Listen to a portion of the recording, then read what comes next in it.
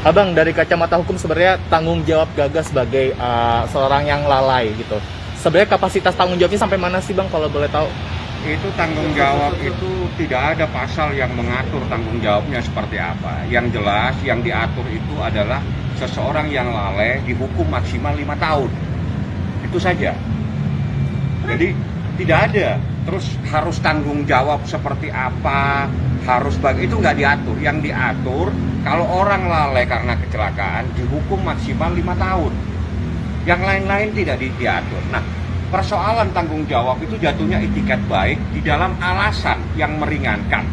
Biasanya itu menjadi alasan yang meringankan. Nah, ini menjadi persoalan di pengadilan ini pada saat seseorang umur 19 tahun, hampir 20 tahun, dihabiskan waktunya 1 tahun untuk merawat seseorang, tapi dinafikan begitu saja oleh pengadilan.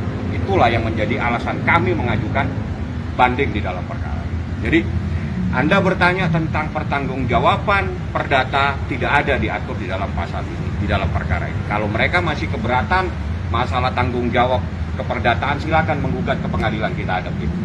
Bang, yang menarik ada gugatan perdatanya tuntutan 12,6 miliar. Saya nggak tahu bagaimana cara ngitungnya, ya.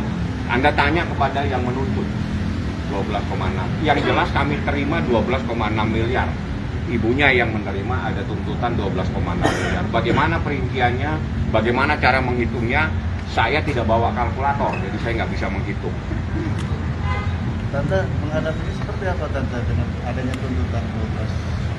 Nah, 12 ya, sekarang kan udah selesai ya, udah di pengadilan sini kalau persoalan itu selesai. Sekarang kan kita masuk ke persoalan baru ya di ininya. Jadi saya pikir yang itu kan nggak perlu lagi kita ini, perlu lagi kita minta.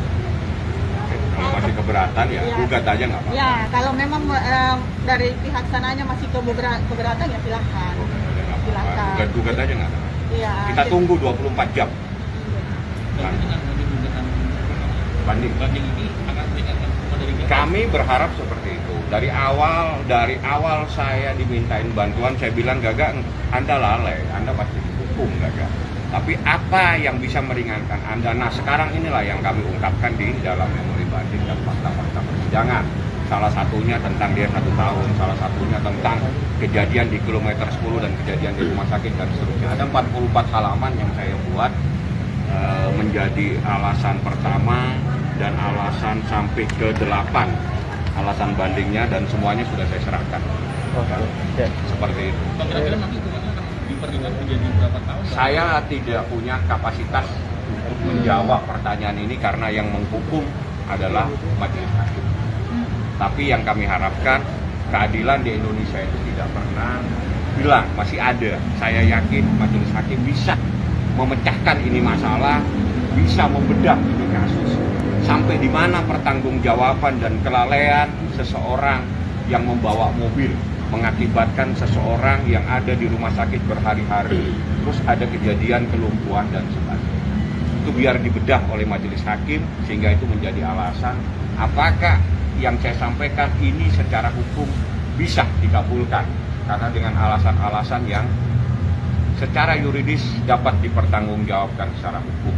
Alasan-alasannya, salah satu dia merawat 1 tahun, salah satu ada kejadian di kilometer di tol dan kejadian di rumah sakit dan seterusnya. Ada 8 poin yang. Terima kasih sudah menonton video ini. Jangan lupa subscribe dan aktifkan lonceng notifikasi supaya kamu nggak ketinggalan video terbaru dari Grid.